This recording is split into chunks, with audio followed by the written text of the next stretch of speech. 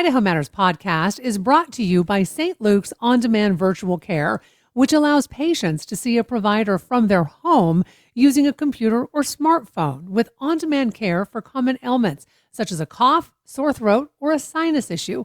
More information at stlukesonline.org. Start the new year with a commitment to independent journalism. When you become a supporter of Boise State Public Radio, you ensure deeper reporting, stronger investigations, and the trusted coverage you rely on every day. I became a sustaining member today when I realized I start every day with Boise State Public Radio. Your gift keeps fact-based news available to everyone in our region. Begin the new year by becoming a donor at boisestatepublicradio.org.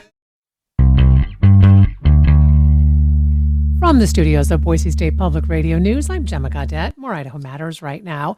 Well, if you've ever wondered what would happen if the beloved Anne of Green Gables found herself in a totally different place, I mean, maybe even with some Wi-Fi, our next guest has you covered. Best-selling author Virginia Cantor is back with a fresh and charming reimagining called Anne of a Different Island, and she's joining us now to talk more. Virginia, so nice to have you on the program. Gemma, I really appreciate you having me, and I sort of consider myself a displaced Midwesterner, so it's nice to be speaking with you. Well, I'm so glad.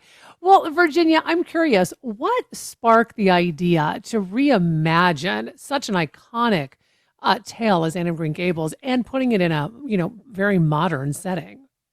It's not only the modern setting, it's that I'm not setting it in Canada, which seems like heresy when you've got such an iconic character, as you said. But I think that Anne's appeal reaches across time and geographical boundaries. And when I chose Mackinac as a setting, Mackinac Island, Wisconsin, which is the different island in the title, I was actually trying to recreate some of the feeling that the original story by Lucy Maud Montgomery gives me. So there's that comfort, that familiarity, that charm, that nostalgia. And I think right now that's something that a lot of us are reaching for, are looking for, want in our lives. And Mackinac Island did that because it not only has all those things, the horse-drawn carriages and the gorgeous Victorian architecture and the somewhat isolated community, which the original Prince Edward Island does, but it also, I think, has gone through some hard times. It does have that isolated community. And I think that just as we turn to familiar stories for that comfort, we can also turn to familiar settings for comfort. And I really liked Mackinac because it's a way of delivering on some of the promise of the original Anne of Green Gables, but also making it really relatable. And I think one of the things that fiction does for us is it gives us a place of comfort and familiarity to explore hard topics. And I think that Anne of a Different Island does that. And I have to tell you, I love Anne of Green Gables. I grew up with I believe there are 7 or 8 original books. I mean, Anne of Green Gables is the first. And I never read them until I was in high school. And my mom used to always say, you need to read them, you need to read them. And I was like, well, whatever.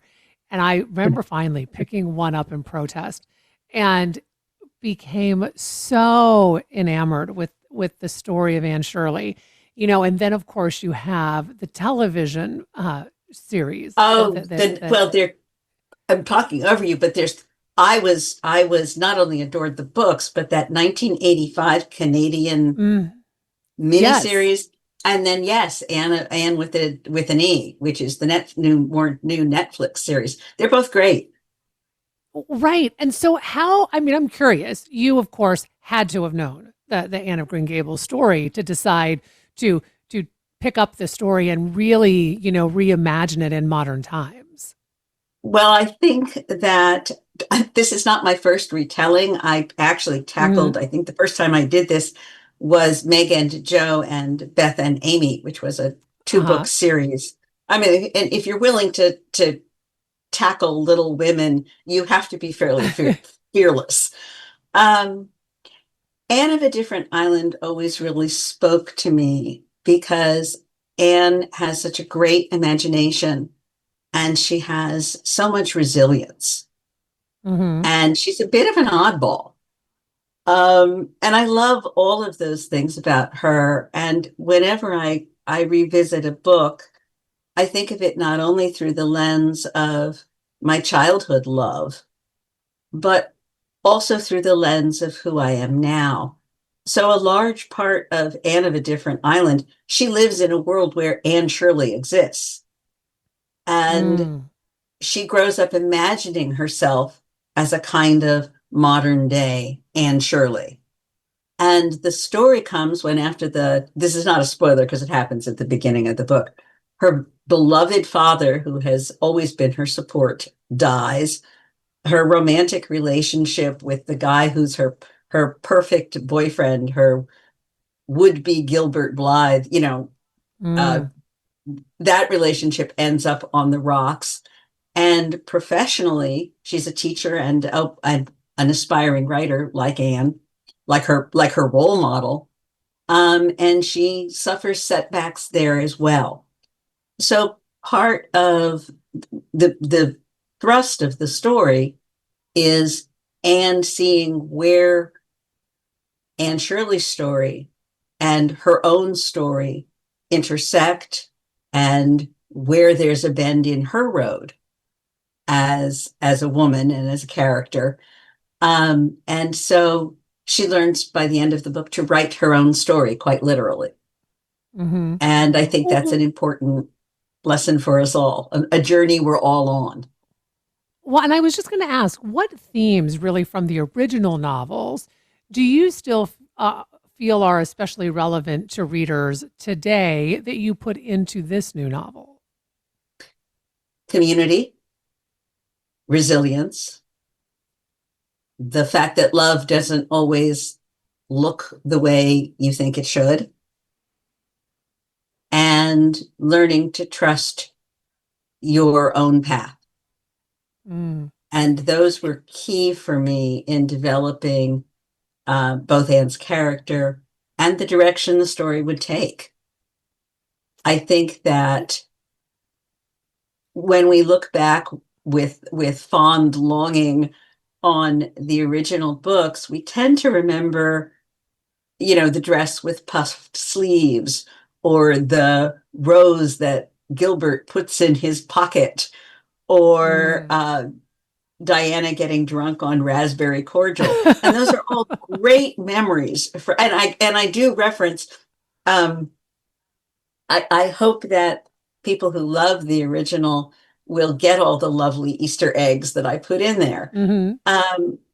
But I think that we also have to look at the real setbacks that Anne encounters and deals with very well. So there is the death of Matthew. These are Anne of Green Gables plot spoilers. Right. So let's assume I'm not messing up anybody's reading the book for the first time.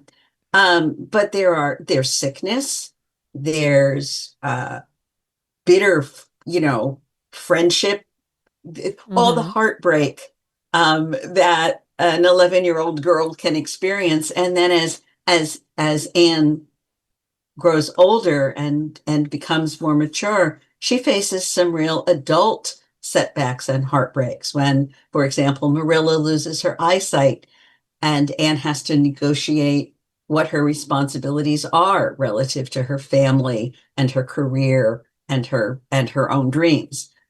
There's a great line early in Anne of Green Gables that I adore, where Anne goes, "My life is a perfect graveyard of buried hopes." She's very extra. Very And dramatic. right. But then she says something like, "That's a line in a book that I read once, and I say it over to comfort myself when I'm disappointed." And I think that that just sort of shows you that she too is turning to books for comfort, for understanding, partly to escape her life, partly to deal with it. And those were all themes I really wanted to kind of explore. So before I let you go, is there a message that you hope readers carry with them after they finish Anne of a Different Island? Hope. I really want them to, I actually set it between 2022 and 2025. And I not only wanted to provide the comfort and escape, but also the idea that we can be resilient, that there are good things around the corner. And I think Anne was wonderful as the original, and I think in my story as well, of noticing things. And I think that when we take time to pay attention to things and to pay attention to the people around us, we do build a certain sense of community, and that gives us resilience, and we become, in effect, kindred spirits. And I think we need more of that. Well, I want to thank you so much for taking time to talk with us. We've been speaking with best-selling author Virginia Cantra about her newest novel, Anne of a Different Island. It's out now. You've been listening to Idaho Matters from Boise State Public Radio. I'm Gemma Gaudette. How does AI even work? Where does creativity come from? What's the secret to living longer? TED Radio Hour explores the biggest questions with some of the world's greatest thinkers. They will surprise, challenge, and even change you. Listen to NPR's TED Radio Hour wherever you get your podcasts.